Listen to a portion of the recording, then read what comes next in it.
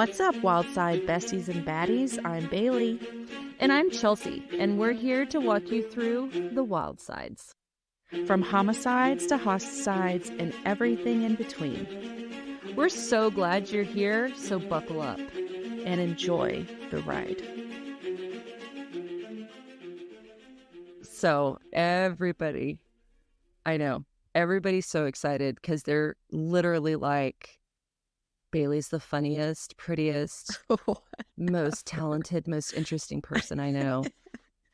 And I was like, Bailey and I both are going to be on the podcast. And they're like, oh, how's Bailey doing? And I was like, I'm fine. Thanks for asking. It's funny because I feel like my humor, I'm usually just the one that's like, oh, whatever, fucking kick rocks. Shut the fuck up. But we chose a genre where I can't do that because I'm going to have all these people who are like, you know, they have feelings too. Serial killers have feelings too. You're so insensitive. Oh, it's so funny. You guys are going to listen to like this transition of, you know, maybe my true colors will start to show the further we get into these episodes because I'm still trying to like figure out how I can't, you know, call him a dumb fat fuck without, you know, fat shaming. So I don't know how to do that yet. Right. There's got to be a delicate way to do both. And so, all right, you guys, we are going to get into it today, man. This is going to be a long, interesting story. Okay. It's probably going to end up being a two-parter. I'm here for it. I'm here for the ride. For the fun ride. The wild ride. You sure Dude, have you guys heard pretty lips? You sure have. You girls sure are pretty. You sure are some pretty girls. Thanks, Mr. Norris. Thank you. So this whole thing, we're going to end up going down to Bayou Country, Cajun country for this episode. Ooh, we going back to some old stomping grounds. Our old stomping grounds. And I have tried to like do the whole Cajun accent. Like, you gonna go down, we're gonna see about the tree, take on down, turn the road. And I can't do it, no matter how hard I try. No, I think you're born with it. You have to be born with it.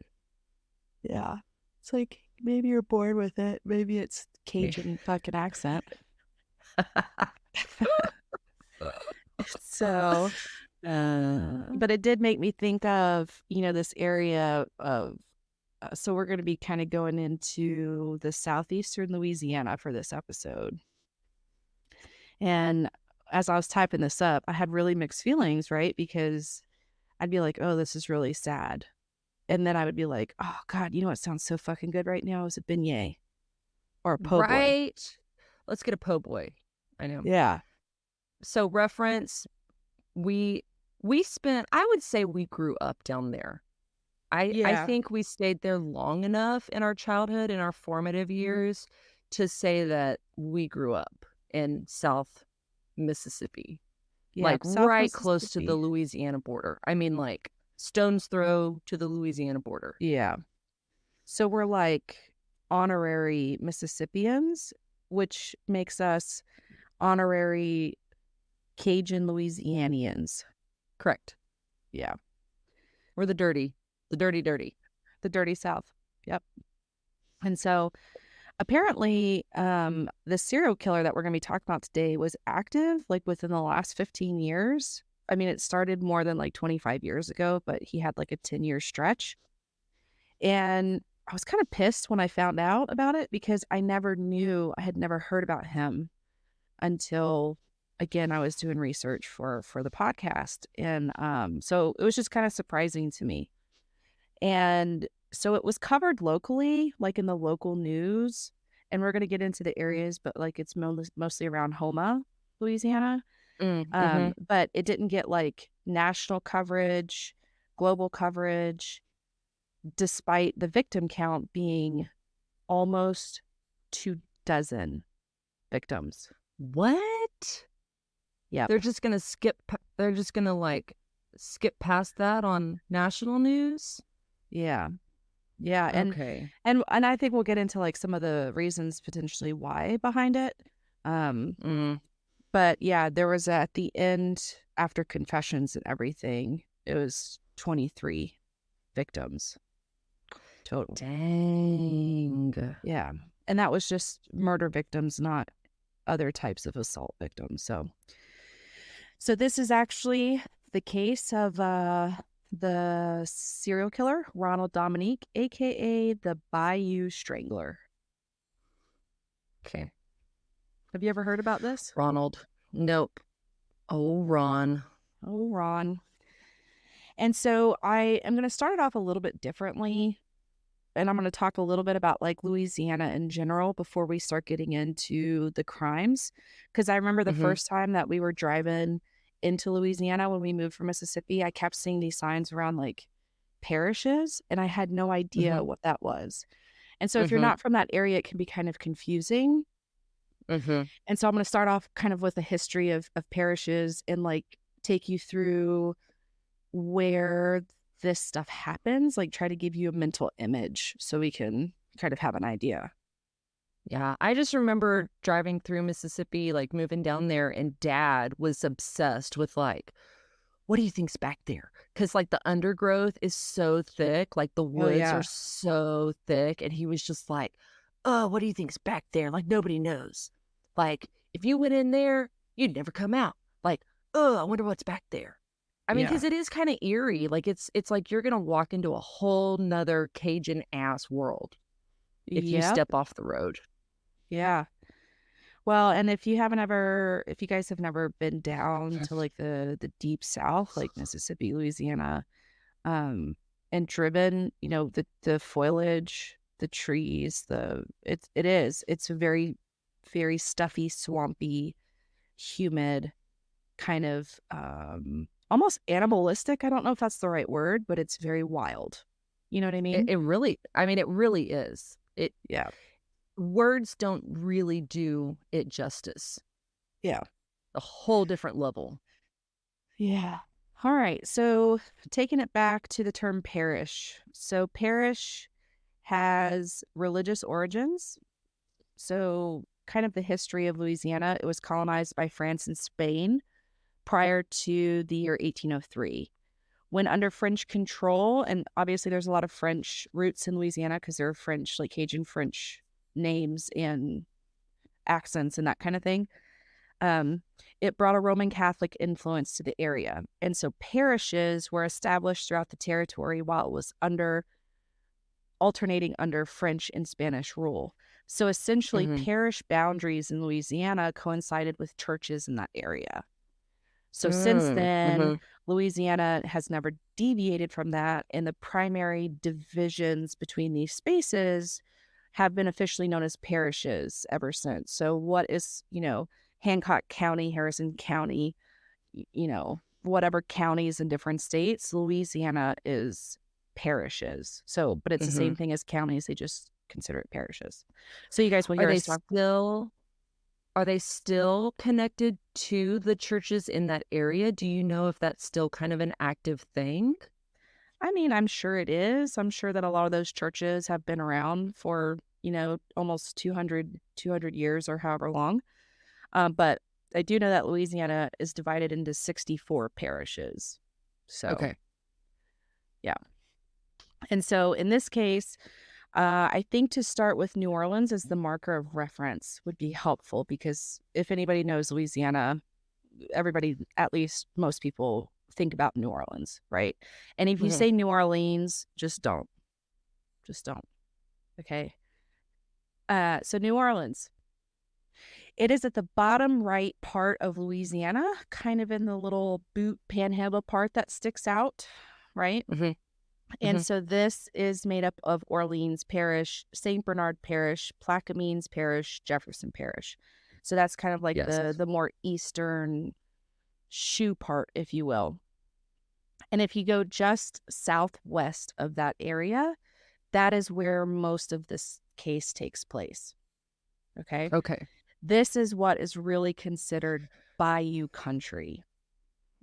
Yes. Now, Yeah.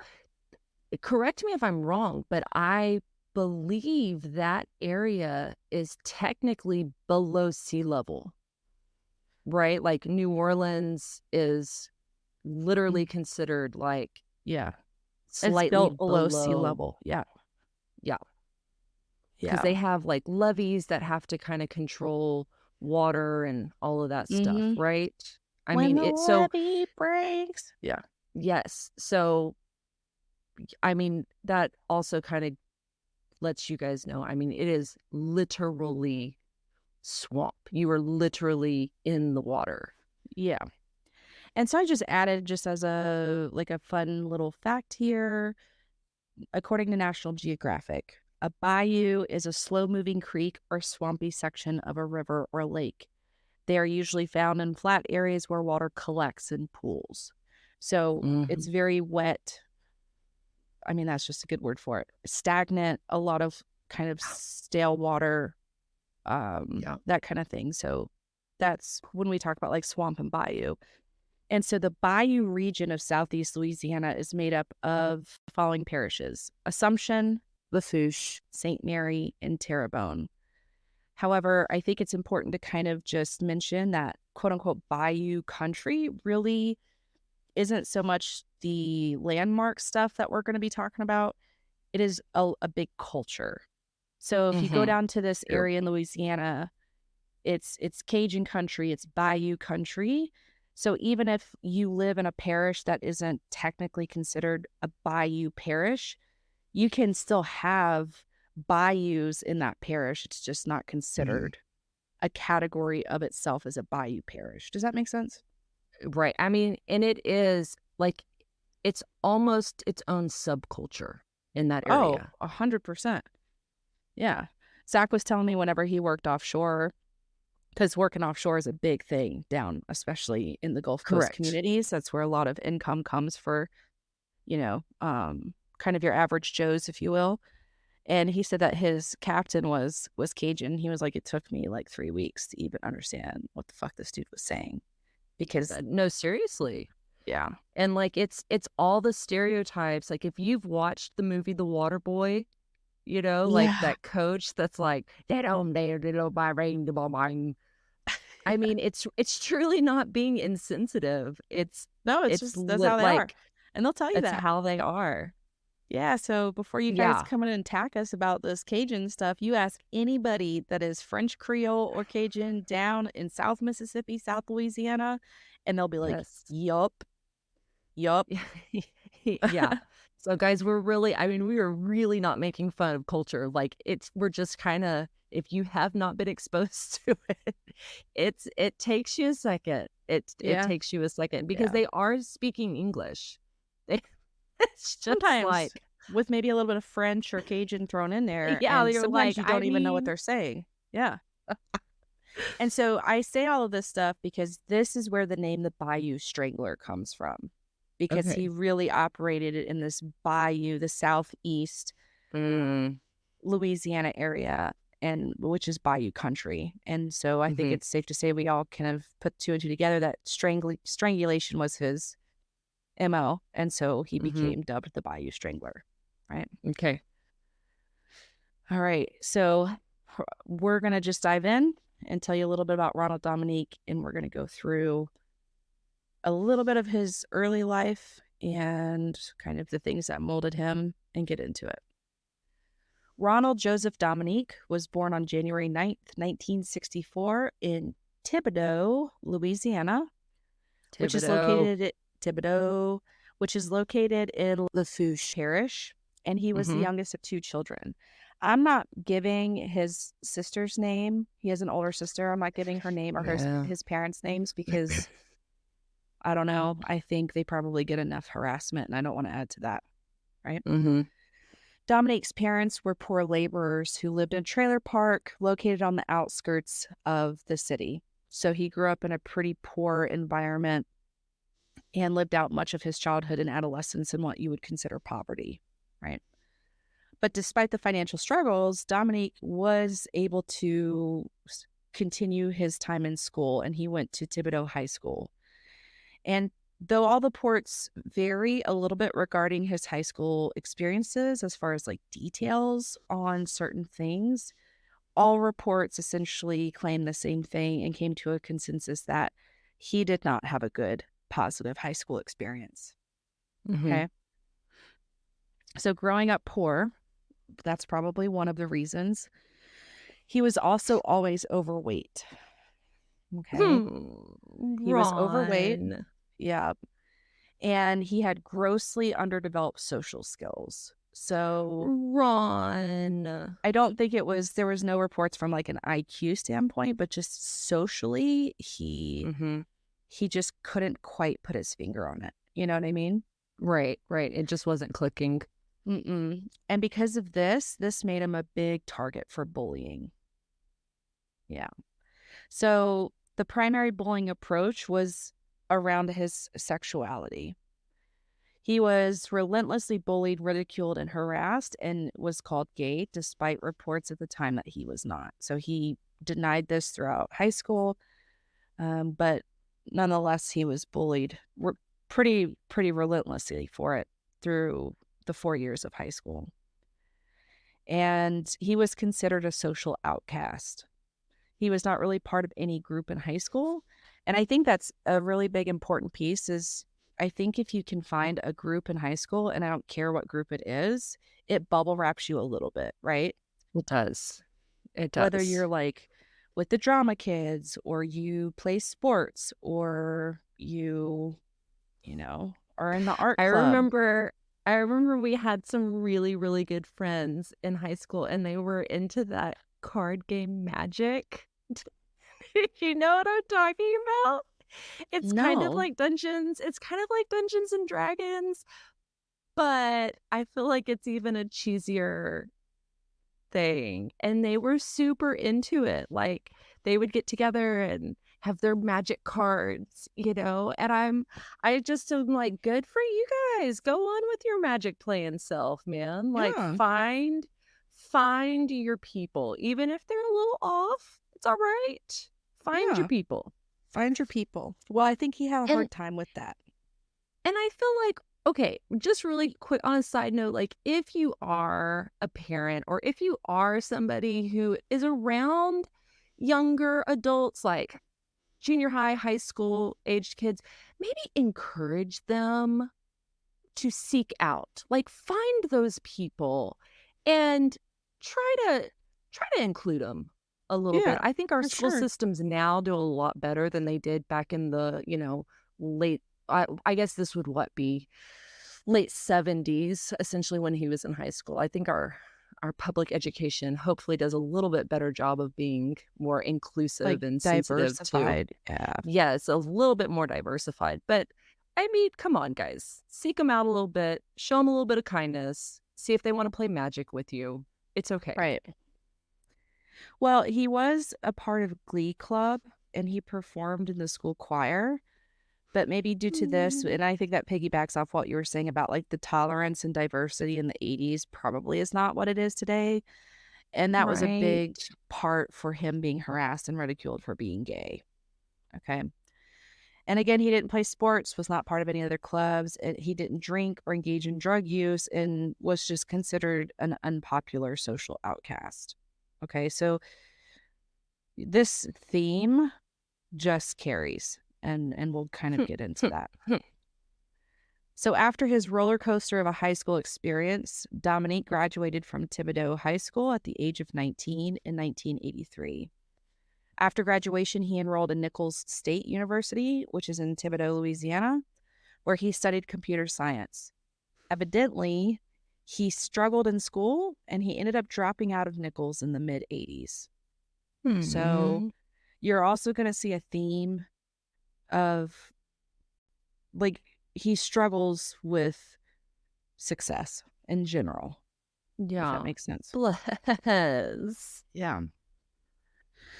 So shortly before leaving school, Dominique, I guess, discovered that he was gay, or at least acknowledged it, and he began visiting local gay bars. Okay. I bring this up because you guys have to really please understand that when we talk about this stuff, it's always central to the case and not necessarily our opinion. So it has nothing to do with my how I feel about gay. I don't care if somebody's gay, but this is a huge part, and you'll hear me kind of refer back to this time and time again throughout this case. Mm-hmm. Okay. Mm-hmm. So he began, frequenting gay bars, and he began kind of experimenting dressing in drag, and he tried his hand in drag and started to impersonate singer Patti LaBelle. Mm-hmm. And I don't want to laugh at this because I want to be a sensitive human, but I also like he's a dirtbag. And so, you know, he couldn't even do that good. God. Like Oh, Ron. apparently if that was like so bad, that there were a lot of reports that he then started to become bullied and outcast and become an outcast even in the LGBTQ community. Okay. Like, that is heartbreaking. I mean, like you said, I know that we've talked about, I think it was a couple of episodes back where you're like, you can still feel bad for the Yeah. like, growing, maturing kid, young adult. Like, I'm sorry, guys. It just breaks my heart. Yeah. Like, And I mm, think this is like there were a couple of like videos that I watched and a couple of criminologists speaking to this.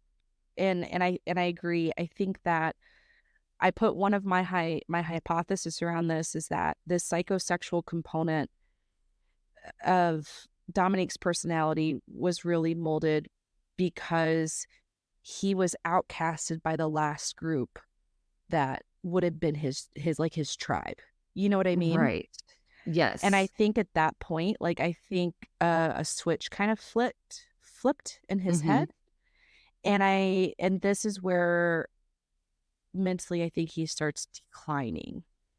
Mm-hmm. Now, this It's like the whole lepers. It's like the lepers from the Bible, right? So, like the people who contracted leprosy in the Bible, it was like, you want to talk about literal, like, don't look at them, don't touch mm, them. I mean, completely. And they weren't even supposed to be around other lepers. Like, you were done. You are the lowest of low. I mean, a lot of times they would end up just like starving and dying on the streets type of thing because mhm. nobody would touch them with a 10-foot pole. And it's excuse me, it's interesting that you say that, and I'm going to come back to that probably mid episode.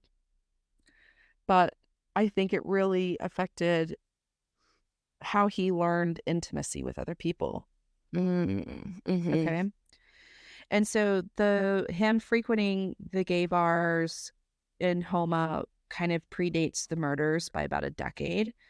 So there was Can anybody find me, me somebody. somebody to love? Yeah. Yeah. So the answer for Dominique was no. Nobody, Nobody wants to love him. right. And so around the same time that he was, I guess, grappling with his sexual identity, his sexual orientation, he dropped out of college. And then not long after that, he starts his first introduction into criminal behaviors.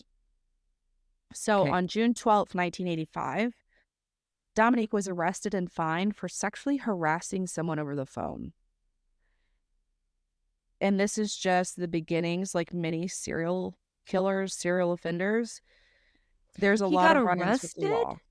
Mm-hmm. He got arrested for sexually harassing Somebody over the phone. over the phone. And he had Okay. to pay like, I am sorry. I really did not know that was a thing. I didn't know you could be imprisoned over phone harassment. Well, I don't think he, like, went to jail. He was arrested and probably Oh, paid the $75 fine, and then they let him go. oh, You okay. know what I mean? $75? Yeah, I think that's I what it was was. okay. He's like, "I can pay that." And so there wasn't a whole lot happening as far as criminal or even anything else in his life. I mean, he just kind of moved around from job to job, kind of a minimum wage laborer, if you will. And so he was arrested for driving under the influence of alcohol in 1994.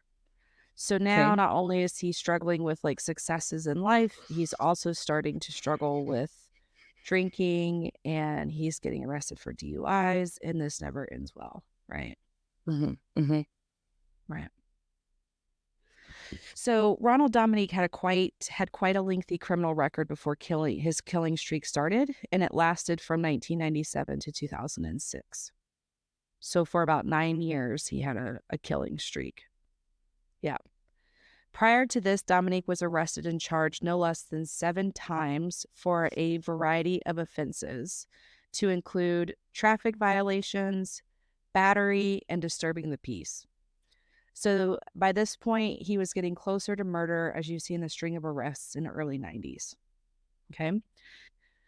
And so later in August of 96, August 25th of 1996, Dominique was arrested on a forcible rape charge. He had brought someone home and attempted to tie this man up, which is you'll find as part of Dominique's MO. And so when this man refused, Dominique became violent. This unidentified man quickly identified the danger of the situation and jumped out of the fucking window. So Dominique brought this guy home, attempted to tie him up, got violent. The dude was like, no. And he jumped out of the window. And neighbors had called the police after they saw this partially nude male jumping out of the window and running away. Okay. So this was the first what would you say, big step towards Yeah. offending Yeah, behavior. that's right. Well, yeah, you're starting to transition. We're going through a little bit of a transitional phase. Yeah. And so Dominique was arrested for this. How would you like to wake up to that? Streaking through the quad. Was Yeah. he in was he was he in an apartment? Did it say, like, where It he was a was living at the trailer. time? It was a trailer. Uh, So a lot of this story is Dominique is living in a trailer, like, on his sister's property a lot of the times. oh. Right. Oh, Yeah. okay. And so Dominique was arrested for this, and it was a $100,000 bail, so naturally he couldn't pay that. But who did? Did someone pay it? Nope. So he ended up Mm. sitting in jail for 3 months, and this is, I think, a significant turn of events for him because when Dominique was in jail, he was brutally gang raped by some men, and he ended up going to the hospital and needing stitches. Oh, no.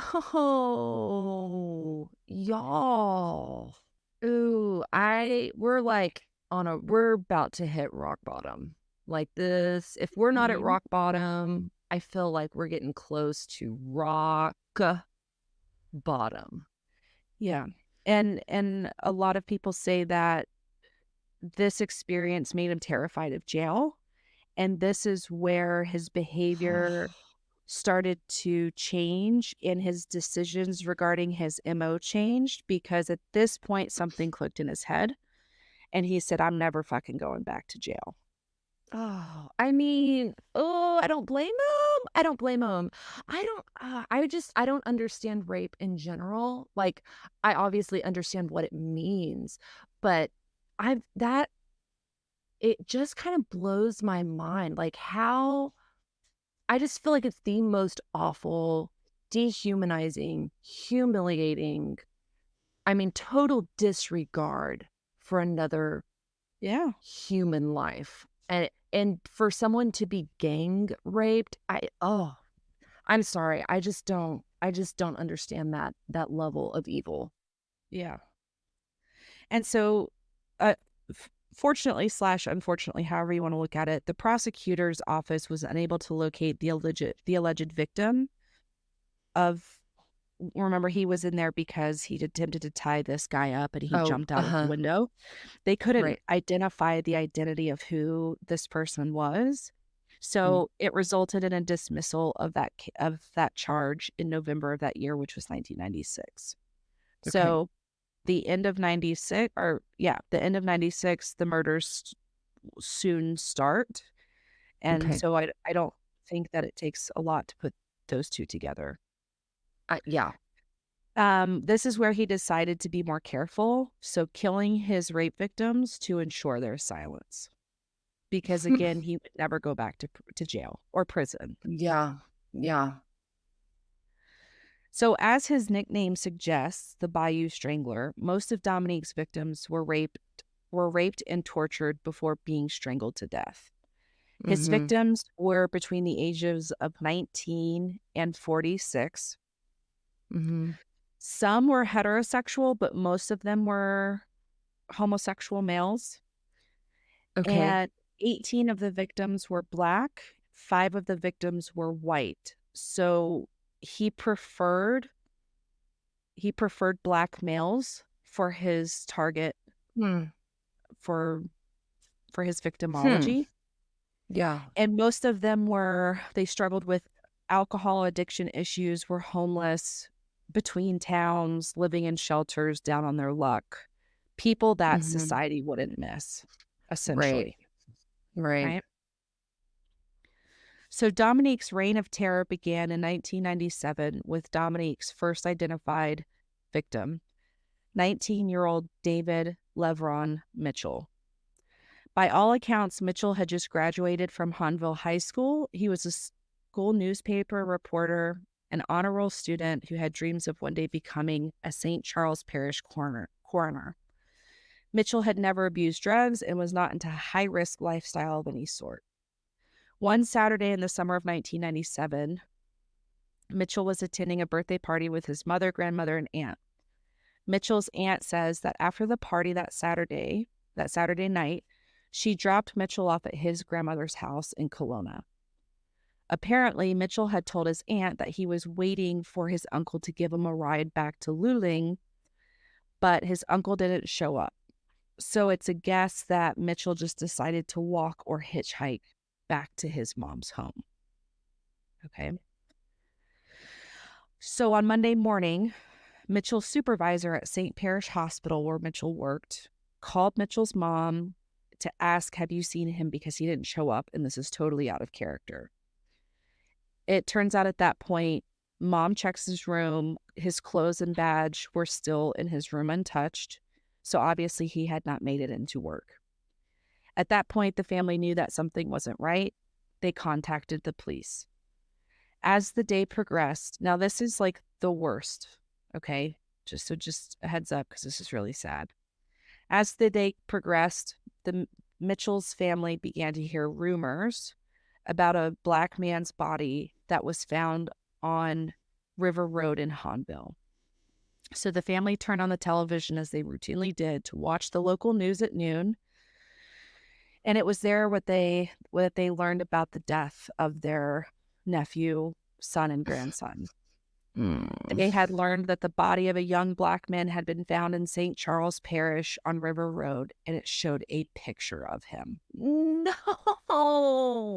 Like, it showed a picture of the deceased body No, or a just like picture a of, just like, a his picture of high his. school, Oh, you know. that's a really good question. For some reason, I assumed it was a picture. I think I think it was just a picture of his face. Like, I don't think it was a crime photo. I think it was a picture of his face. Oh my gosh. Yeah, so that's how his family found out. Oh my gosh. That oh, that's just that Yeah. is terrible. It was soon learned that Mitchell's body was dumped near a wooded area off a stretch of an abandoned road, which is River Road in Hanville. And what's Now, so quick question. I Mhm. and I you might have already said this, but so do we know, like, how long it was before he allegedly walked home to when they found the body? Do we know, like, how much time elapsed?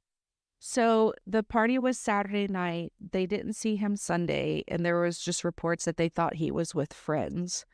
And then he did not show up for work on Monday. And think, I believe that he was found Sunday, I think is when they found him, but the family didn't know until the news the following day. And I Okay. think So that, it was a pretty quick turnaround. yeah, and I think that they believe that the murder happened that night. Okay.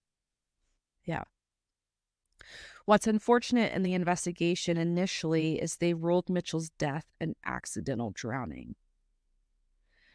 Where Mitchell's body was found was remote, well off of the main roadway, and he had no reason to be in that area. He was found in chest deep water with his pants around his ankles.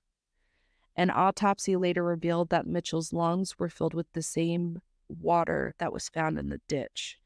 There were no bruises on his body, no alcohol or drugs in his system. And it wasn't until later, after Dominique's confession, where they really learned that David LaVron Mitchell had in fact been murdered by Ronald Dominique. There wasn't any signs of strangulation? Now that was reported. Or maybe they weren't looking? Maybe they weren't looking. So, I mean, this is part of the dynamics in here, and we're gonna end up talking about it multiple times throughout this case. So this is in the late 90s. This is a Black man, okay? And I think that that plays into potentially some knee-jerk judgments or knee-jerk reactions from investigators for when we see the string of bodies pop up that were mostly Black males who Hmm. had histories. And so I just said that it's kind of odd how Dominique picked up Mitchell, as detectives would later identify, because Mitchell didn't really fit the victimology that the rest of the victims did. But I also don't think that that's super unusual for the first victim I was of a gonna serial say, killer. I mean, don't you kinda think that you just have to start and I shouldn't say you have to start somewhere. Nobody should ever start serial killing Right. anywhere. But, in the realm of killing, and I feel like an MO kind of has to be created. It's not there Yeah. They already. I usually mean, maybe for develop. some, yeah, like maybe for some, they kind of know exactly what they want right out the gate. But I imagine for most of them, it's just like, well, you know what? Today's the day. Here's an opportunity. We're doing it. Like we're Yeah. doing this thing. Well, and detectives shared that Dominique usually, especially early on, scouted two primary areas. The first of them was along Louisiana Highway 182 coming into Homa, near kind of low budget motels that was known for drugs and sex work. Hmm. The second was Mechanicville, sorry if I said that wrong, neighborhood in East Homa. And so Dominique's murders reached as far as New Orleans and several other parishes: St. Charles, Jefferson, Lafourche, Assumption, and Iberville. Okay. So even though he started off kind of in these lower socioeconomic areas where he could easily find people willing to get in a truck with him, Right. it didn't always, as you see as we progress, it doesn't stick to that pattern or that MO. Hmm. Hmm. Okay. So just 6 months after Mitchell's murder, Dominique would take his second victim, and that's 20-year-old Gary Pierre from Norco, Louisiana in St. Charles Parish. One day in mid-December, Pierre was on his way to a new job at Taco Bell. Pierre's mother described him as a sweet, full of life, good son, and he was not into gangs or drugs. Gary Pierre did not even have a chance to collect his first paycheck from work. On December 14th, 1997, Pierre's body was found in a wooded area of Mons, which is about 12 minutes drive from Norco, on Vickers Lane off of CC Road. Okay. As an interesting note, the sheriff's office flew in Michael Baden, chief forensic pathologist of the New York State Police and host of the HBO TV documentary Autopsy, Hmm. to examine the body. It was Dr. Baden that had found evidence that Pierre had been bound before being strangled. So you'll see that some of the victims were bound, but not a lot. And there was a lot of reports that were wishy-washy on which victims were bound and not. And We're so, bound. Okay. yeah. Yeah. Sadly, about 6 months after Pierre's body was found, Dominique struck again. So he is on his third in the span of a year.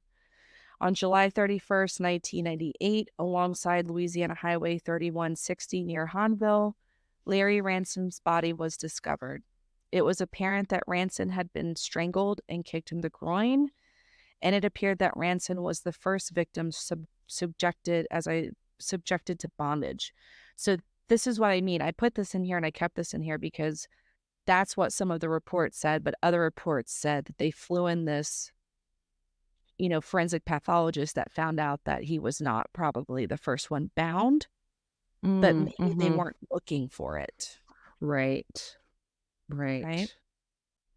Well, and I guess it always, like, I always kind of wonder too, maybe this is literally just like uncharted territory for this police force. You know what I mean? Like maybe they just, it's like we've never seen anything like this. Like Yeah. we're not used to seeing you know, especially men, right? Like I don't know. With I feel male like it makes victims. more with male Yeah. victims. I mean, I feel like they're just not biologically, you think that men are typically stronger, right? Like, you Mhm. don't see I don't know, I just don't feel like you see as many, especially adult males, right? Yeah. Like, Yeah, and that's a little unusual. and we'll touch on that too, because those are all really good points. And so, like Pierre, it was reported that Ranson was also a heavy drug user. I don't bring this up to shame people who struggle with addiction because you know me, my heart, I love helping people with addiction. That's what I love to do. Um, but it's important because this is part of his MO and how he finds his victims. So we're looking at Mhm, in a short succession, there have been 3 bodies found in St. Charles mhm, Parish. mhm. Okay. All of the Now, St. are they is he dumping them? I mean, it sounds like they are pretty easily found, right? Like, it's not like he's hiding these bodies It's to it's kind any of it looks like so where he usually would choose to dump them were like in sugarcane fields and stuff like that. Mhm, But some of them would just be, like, on the side of the road, some of them would be on kind of an entrance road off of a main highway, so there's not a whole lot of foot traffic there, but he wouldn't ever bury them, he would just I dump was them. yeah, that's So, to interesting. my knowledge of doing all of this research, all 23 victims, none of them were buried at all. So Okay. he would just leave them laying out, you know, in the exposed to the elements. Mhm, So all of the St. Charles victims were Black men with thin builds and who were known to travel by hitchhiking. So even with the first one, even though the reports were that he was a good kid, I think that he sometimes would still kind of pick up rides if he didn't have a primary vehicle. So that doesn't mean that mhm, there's, a lot of people would hitchhike even coming into the 90s, right? mhm. Yeah. So it makes sense at this point investigators are beginning to think that there's a link between these 3 victims. So it took having about 3 victims for investigators to say, "Oh, I think that there might be something going on here," right? Mhm. So, not to mention the body count, it starts to rise pretty consistently, Right. and they found 0 evidence, no hairs, fibers, DNA at all from the first 3 victims. And So now he's not sexually assaulting these men? Or so we'll he come to is? Do we yeah, know? we'll come to find out that his MO is rape and murder. So strangulation, rape and strangulation are his MOs. But not leaving behind but he's not leaving any evidence, or they're not checking for this? Probably both. Ugh, There okay. were reports that he would wear condoms, so he was careful of that. Right. Um, but Gotcha. they might not have been. I doubt that they were looking for that also. Right. Right. So in October of 1998, a fourth body is found, which would turn out to be Dominique's fourth victim, Oliver LeBancs. Earlier that month, Dominique had met 27-year-old LeBancs at a gay bar down in the French Quarter in New Orleans. And apparently, LeBancs had offered Dominique sexual services in exchange for money. So you'll see that a lot of these men would turn to sex work either to Mhm. support their habit and their addiction, or Mhm. because they didn't have other means of obtaining financial gains, right? Mhm. So unfortunately for LeBancs, Ronald Dominique accepted his offer. He took him back to his vehicle and hit LeBancs over the head with a tire iron, strangled him with a belt, and raped him. Dominique would later say during interrogations that he was the victim in this interaction, Mhm. that he accidentally killed LeBancs because LeBancs had made some sort of, threat to him or something of that nature. And so he had told investigators that he accidentally killed him and then he dumped the body because he panicked. So Dominique, yes, made confessions, but he never really took any accountability for what he did. Okay. So he victim blames them, you know. Oh. Mhm. Is there As you'll do you know if there's a reason, like, do you see that? Because I feel like there's a, um I feel like you get both, right? You get kind of in the confession side of things, like, you get the people who are just like, "Nope, it was me, man, like, it was all me," and then you have the ones that, like you said, victim blame. I wonder why. Why do you think the victim blaming? I mean, because he's a bitch. I don't know. Oui. He just he doesn't wanna take any he doesn't wanna take any fucking accountability for these lives he's taking. He just, It's not my fault. poor me. He's like, "Poor me, I got raped in jail." And I'm like, In jail. So now it's okay for you, to go and rape and murder 23 people? Like, get the fuck out of here, Right. man. That's not how that works." That's true. That's true. Like, how did you like it? You didn't like that, did you? Now, why are you doing I mean, I feel like this is maybe should have been talked about when he was like 6. Like, maybe they didn't have that fundamental, like, how did that make you feel? Well, maybe you shouldn't hit people then. Yeah, I mean, Maybe he missed that conversation. Maybe his mom and dad didn't have that conversation with him when he was or little. maybe they did, but he was too busy sulking in his room being a victim, and he didn't hear it. Like, me. You guys suck and don't understand me. Yeah, he's probably like, "My life sucks and nobody understands me." And my response always to this shit is there's a lot of people who grow up with abuse or alcoholic parents or, who grew up in really bad environments and they don't turn around and assault people and kill them. I Okay? mean, pretty much. Pretty I much. just I just don't have the tolerance for like not taking accountability. That's one of my biggest pet peeves. Okay, so he panicked. Dominique then disposed of LeBank's body in the outskirts of Metairie. And during the autopsy, traces of Dominique's semen was found on LeBank's body. Oh, Oh, snap. you done messed up, A Ron. R Ron. Get it? R Ron. I was literally thinking about that earlier. This DNA would later be part of the evidence used to bring Dominique to justice. Later that month, Oh. on October 20th, 1998, Dominique met a 16-year-old boy named Joseph Brown in Kenner, Louisiana.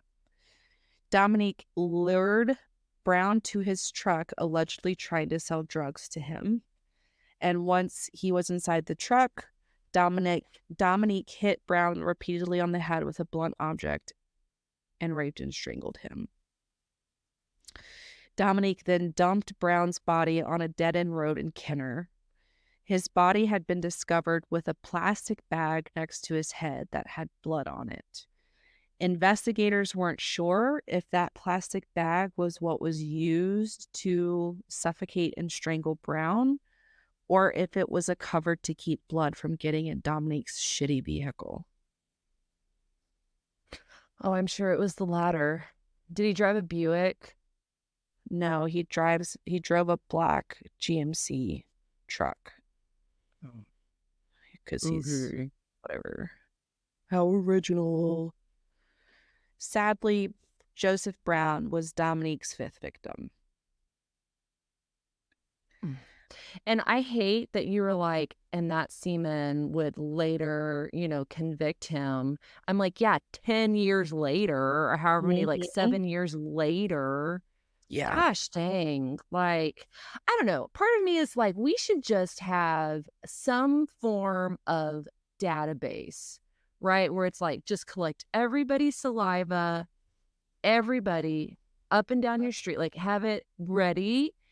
And so when you pull some DNA off of a person, because a lot of times they're not in a criminal database, right? Like, yeah, a lot of times they're not in jail before they start killing people. Like, I think we should have just a normal, like the normal database, and everybody's in it. And I'm sure people are like, oh, that's big cases. I mean, like, and I know that people are like, oh, that's big brother. Oh, that's like big government and invading your privacy. But you know what? Don't be a serial killer, and you won't have to worry about having your spit in your DNA in some normal database. You know what I mean? Yeah. Like, oh, come totally. on. I know.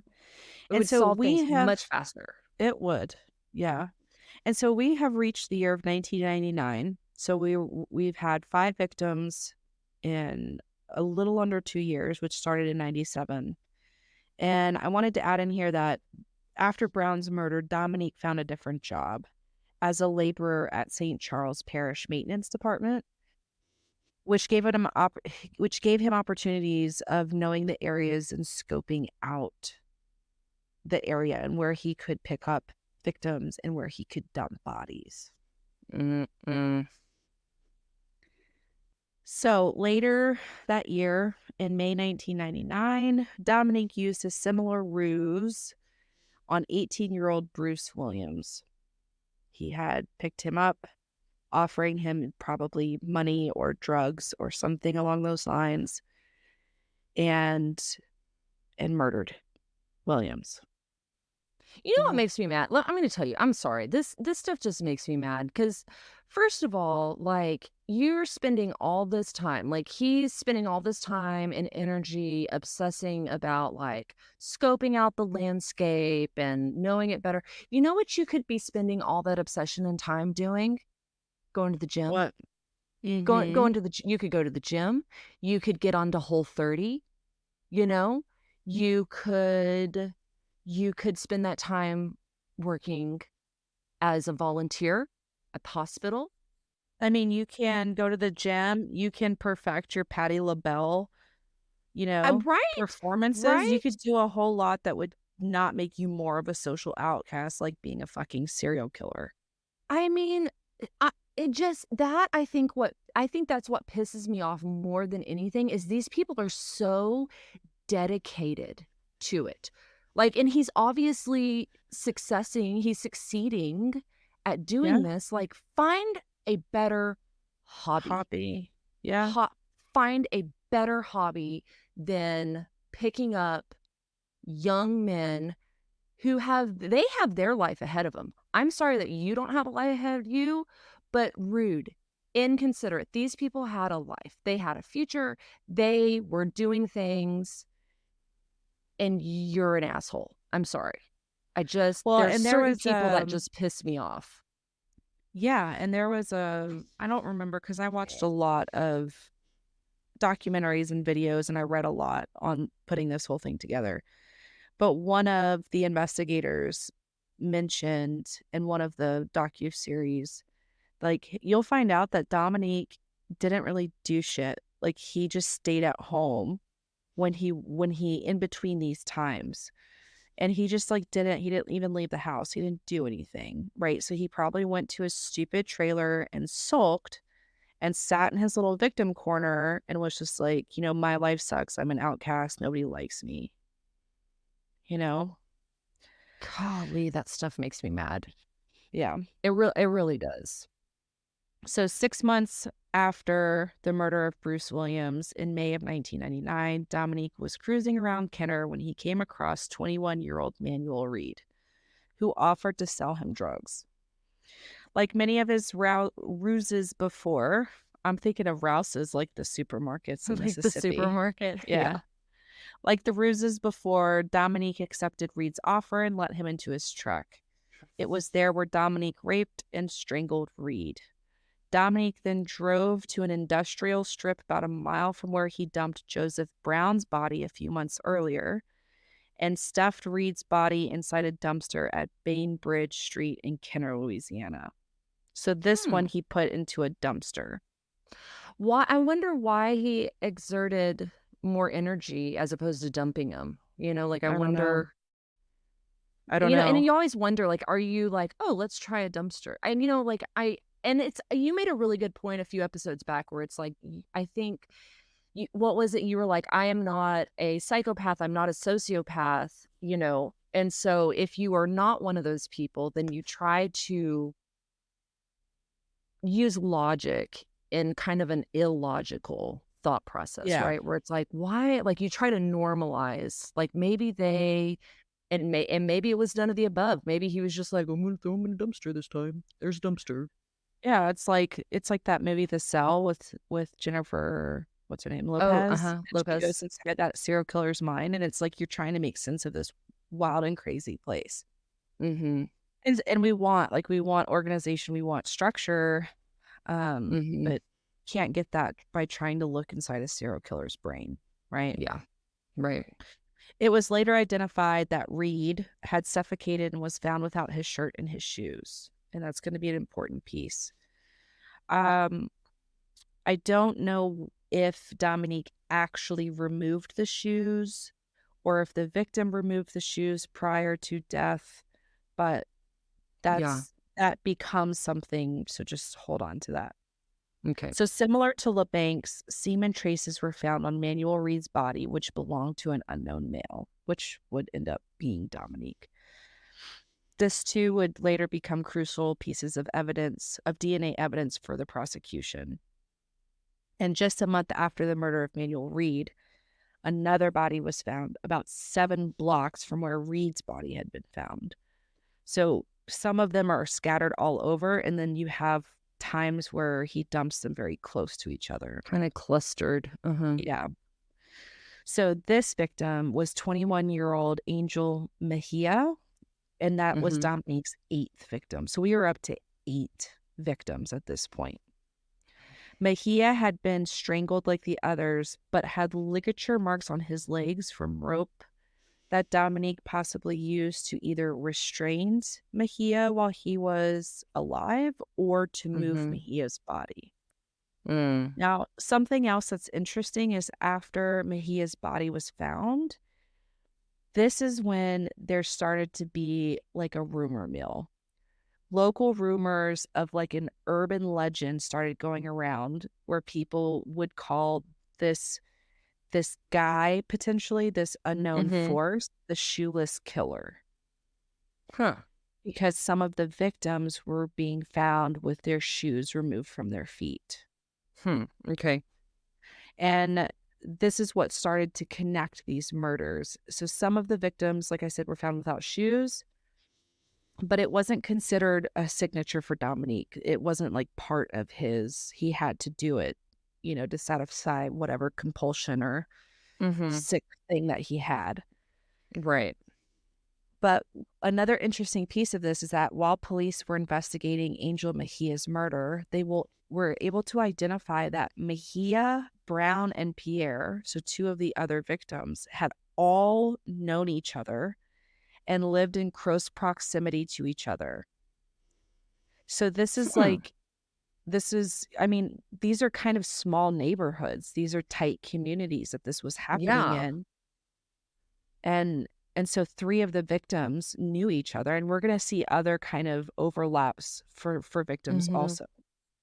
But Mejia was Dominique's eighth victim, and he just keeps going. In late August of 1999, Dominique met 34-year-old Mitchell Johnson.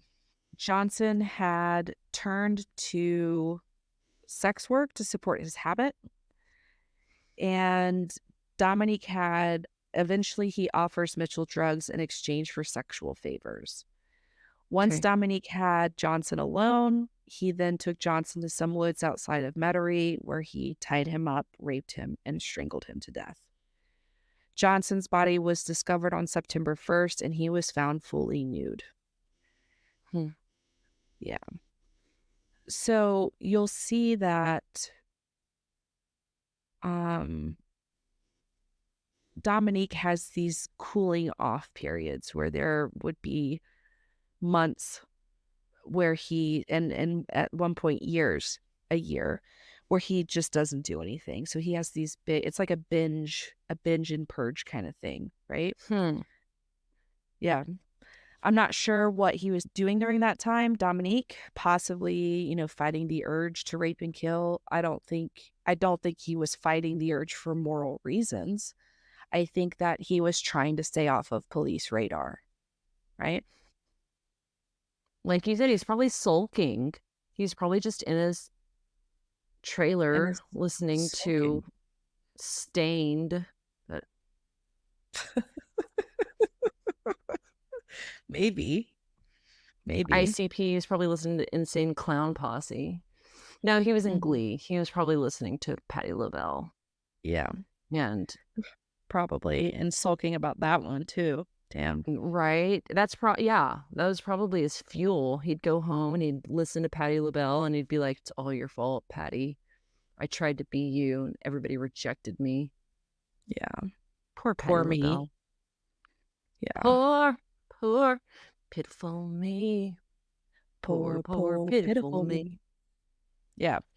So, according to an article by the Homa Times, Alex Lambert, who is one of the directors for the documentary Bayou Blue, which, by the way, is a really good documentary on Amazon Prime about the Bayou Mm. Strangler, said that the location of the case in South Louisiana dealt with complicated issues such as homophobia, with the idea of a gay serial killer who targeted victims associated with poverty or drugs. The, so that is kind of what we've alluded to up until this point. But the director who went down and interviewed families and saw the locations of, where this was happening, he was like, it was complicated. It was definitely lots of layers of stuff to try to figure some of this stuff out. And we also, the this is a little kind of early to bring up, but just something to think about. The time frame surrounding the end of this murder spree in 2006 was in the shadow of Hurricane Katrina. Mm-hmm. And so, but up until this time, I mean, this area of Homa, they had other things happen. They had other natural disasters, they had oil spills. There was a lot that, these little towns, these bayou towns, if you will, were struggling with, Mm-hmm. right?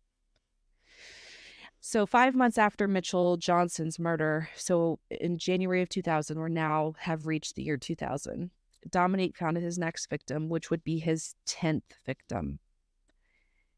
That was 23-year-old Michael Vincent. Dominique had raped and killed Vincent and dumped his body in Lafourche Parish. Now, what's interesting about this is prior to Vincent, Dominique's victims were all found in St. Charles and Jefferson parishes. Michael Vincent was the first found in Lafourche. This is one of the reasons it took so long for Dominique to be identified, because there were different parishes, which meant different investigative precincts, which always complicates good communication. Right. I think there ends up being a total of 5 parishes that these murders and disposals happened. Mm-hmm. And I mean, it's like, think about all 5 members of one family trying to communicate over an issue and how Mm-hmm. difficult that is. Right. And so this is where we're going to leave it for part 1.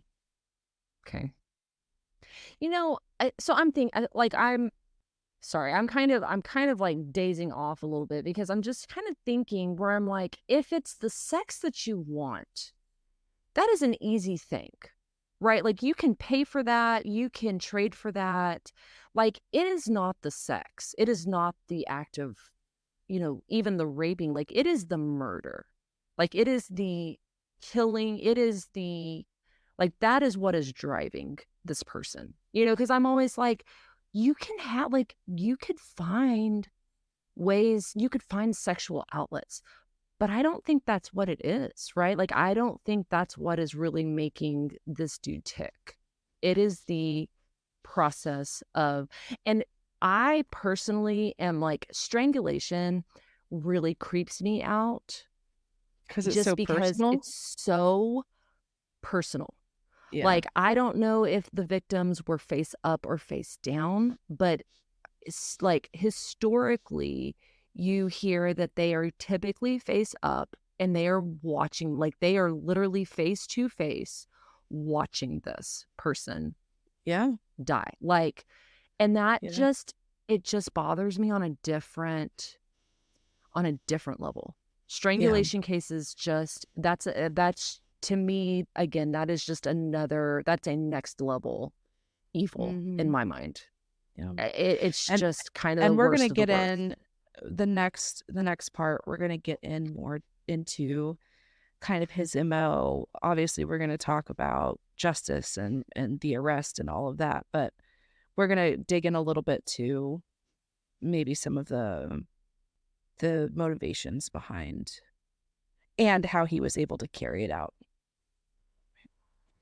I'm telling So you, okay, like, you heard it first here. We need a database.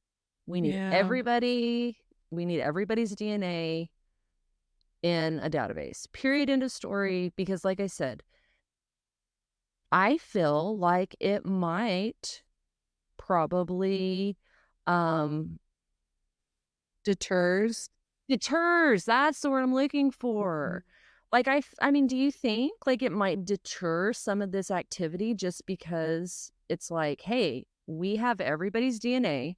So if I leave semen, if I leave DNA, if I leave my skin cells under some person's fingernails, they're going to find me quickly. Yeah, I mean, I think it would Theoretically. deter. Yeah, I think it would.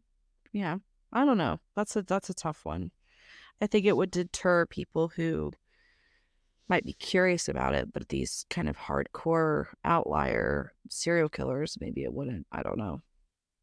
I Or don't know. maybe at least it would shorten, like you said, the reign. Maybe it would Yeah. shorten the reign of terror. Because if they had him in a database somewhere with the semen, with the DNA, I imagine they hopefully could have found this guy a little bit faster.